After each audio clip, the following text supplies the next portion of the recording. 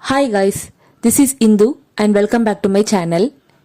இன்னைக்கு ஒரு self care video தான் பார்க்க போறோம். எனக்காக நான் செல்ஃப் கேர் பண்ணி ரொம்ப நாள் ஆச்சு. இப்போலாம் டைமே கிடைக்கிறது இல்லை என்ன பேம்பரிங் பண்ணிக்கிறதுக்கு. ஸோ இன்னைக்கு கொஞ்சம் டைம் கிடைச்சதுனால அந்த கேப்ல ஃபேஸுக்கு மட்டும் லைட்டாக ஏதாவது கேர் பண்ணிக்கலாம்னு சொல்லிட்டு 8 o'clock மேலே எல்லாமே நான் ஸ்டார்ட் பண்ணேன். இப்போ அதிகமாக வெளியே போகிறது, அதுக்கப்புறமா பவுடர்ஸ் அதிகமாக யூஸ் பண்ணுறதுனால எனக்கு ஸ்கின்னுக்கு அது செட் ஆக மாட்டேக்கு.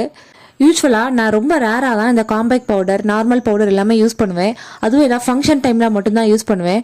ஆனால் இப்போ டெய்லியுமே போகிற மாதிரி இருக்கிறதுனால டெய்லியுமே பவுடர் யூஸ் பண்ணுறது ஸ்கின்னுக்கு செட் ஆகலை.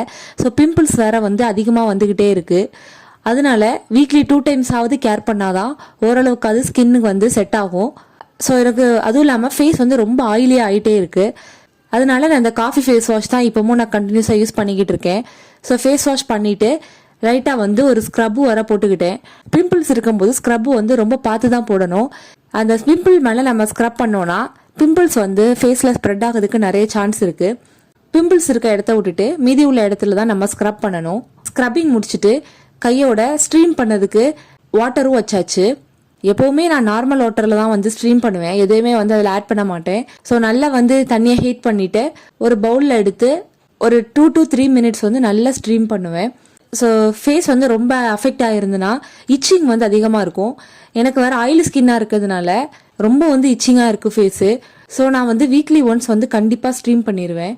ஸ்ட்ரீமிங் முடிச்சதுக்கப்புறமா ஃபேஸ் பேக்குக்கு நான் காஃபி பவுடர் தான் சூஸ் பண்ணியிருக்கேன். ஸோ ஃபேஸ் வேறு இச்சிங்காக இருக்குது, ப்ளஸ் வெளியே போகிறது அந்த சன் டேன் ஆயிருக்கும் கண்டிப்பாக. அதெல்லாம் கண்ட்ரோல் பண்ணோன்னா காஃபி பவுடரும் மில்க்கும் போட்டால் தான் செட் ஆகும். ஸோ அதனால் ரெண்டையும் மிக்ஸ் பண்ணி இந்த மாதிரி ஒரு குவான்டிட்டியில் எடுத்தால் தான் ஃபேஸில் ஸ்ப்ரெட் பண்ணும்போது ஈவனாக ஸ்ப்ரெட் ஆகும். இல்லைனா நிறைய பால் ஊற்றிட்டோம் அப்படின்னா ரொம்ப தண்ணி ஆகி எல்லா இடமும் வடிஞ்சு ஸ்பாயில் ஆகி ஃபேஸில் செட்டே ஆகாது. ஸோ இந்த மாதிரி கன்சிஸ்டன்சியில் இருந்துன்னா எப்போவுமே காஃபி பவுடர் ஃபேஸில் அப்ளை பண்ண கரெக்டாக இருக்கும். அதையும் போட்டு நல்லா அப்ளை பண்ணிவிட்டு ஒரு 5 to 6 minutes நான் நல்லா காய விட்டுருவேன். மீன்வைல் அந்த கேப்பில் நைட்டோட டின்னரையும் நான் சைடில் ப்ரிப்பேர் பண்ணிட்டு இருந்தேன். ஸோ நைட்டுக்கு சிக்கன் இருந்ததுனால கறி தோசை ப்ரிப்பேர் பண்ணிடலான்னு சொல்லிட்டு அதுக்குள்ள ப்ராசஸ் எல்லாமே சைட் பை சைடாக போயிட்டு இருந்தது.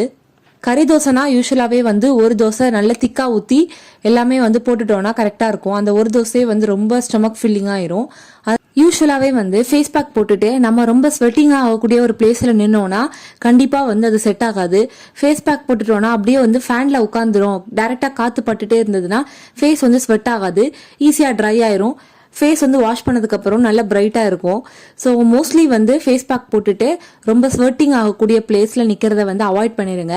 ஸோ எனக்கு ஒரு ஆப்ஷன் இல்லாததுனால நான் கிச்சனில் நின்னேன். ஸோ கிச்சனில் ஒர்க் பண்ணிட்டு அப்பப்போ அந்த ஃபேன்லேயே நின்றுட்டு தான் நான் ஒர்க் பண்ணிட்டு இருந்தேன். கறி தோசை செஞ்சு முடிச்சுட்டு சாப்பிட எடுத்துகிட்டு போகும்போது நான் ஸ்ட்ரீம் பண்ண வச்சுருந்தேன். மீதி வாட்டர் அப்படியே ஹாட்டாகவே இருந்தது. ஸோ அதை அப்படியே ஒரு பக்கெட்டில் ஊற்றி கொஞ்சமாக கல்லுப்பு மட்டும் ஆட் பண்ணிவிட்டு ஸோ காலில் கொஞ்சம் நேரம் வைக்கலான்னு சொல்லிட்டு நான் அதை எடுத்துகிட்டு போனேன். நார்மலாக நான் அதில் ஷாம்புலாம் ஆட் பண்ணி பெடிக்கவர் மாதிரி பண்ணுவேன். பட் அதெல்லாம் நான் பண்ணல. ஸோ ரொம்ப நடக்கிறது ரொம்ப இதாக இருக்கும்போது அந்த பாதத்துக்கு பின்னாடி பயங்கர பெயினாக இருந்துச்சுன்னா அந்த கல்லுப்பு போட்டு தண்ணி வைக்கும்போது ரொம்ப ரிலாக்ஸிங்காக இருக்கும், ரிலீஃபாக இருக்கும் அது. ஸோ நான் சாப்பிட முன்னாடியே ஃபேஸையும் வாஷ் பண்ணிட்டேன். ஆஃப்டர் ஃபேஸ் வாஷ்க்கு அப்புறம் அந்த காஃபி பவுடர் அப்ளை பண்ணதுனால ஸ்கின் ரொம்பவே பிரைட்டாக இருந்த மாதிரி ஒரு ஃபீல் இருந்தது. அப்புறமா சாப்பிட்டு முடிச்சதுக்கு அப்புறமா எல்லா ஒர்க்கையும் முடிச்சுட்டு லாஸ்ட்டாக படுக்க போகும்போது நான் ஐஸ் கியூப்ஸ் அப்ளை பண்ணேன். எப்போவுமே ஸ்கின் கேர் பண்ணுறதா இருந்தால் நைட்டு பண்ணுங்க, அப்போ தான் ஓவர் நைட்டு ஸ்கின்னுக்கு ஒரு ரெஸ்ட் கிடைக்கும். நான் எல்லா ஒர்க்கையும் முடிச்சுட்டு தான் ஐஸ் கியூப் அப்ளை பண்ணேன். அப்ளை பண்ணிட்டு யூஸ்வலாக பண்ணக்கூடிய எல்லா ஸ்கின் கேருமே நான் பண்ணேன். ரப் யூஸ் பண்ணியிருக்குது, ஸ்ட்ரீம் பண்ணியிருக்குது எல்லாமே இருக்கிறதுனால நான் யூஸ்வலாக யூஸ் பண்ண எல்லா ப்ராடக்ட்ஸுமே யூஸ் பண்ணிட்டு ஃபைனலாக லிப் பாமும் அப்ளை பண்ணிட்டு ஹேரை நல்லா கோம் பண்ணி நல்லா பின்னல் போட்டுட்டேன். இதுதான் இந்த வீக்கோட ரொம்ப சிம்பிளான செல்ஃப் கேர். ஆயிலி ஸ்கின்னுக்கு வேறு ஏதாவது ப்ராடக்ட் நீங்கள் யூஸ் பண்ணிட்டு இருந்தீங்கன்னா எனக்கும் ரெக்கமெண்ட் பண்ணுங்க. That's all about this video. இன்னொரு வீடியோவில் உங்களை மீட் பண்ணுறேன். அதுக்கு முன்னாடி மறக்காமல் சப்ஸ்கிரைப் பண்ணிடுங்க. தேங்க்ஸ் ஃபார் வாட்சிங்.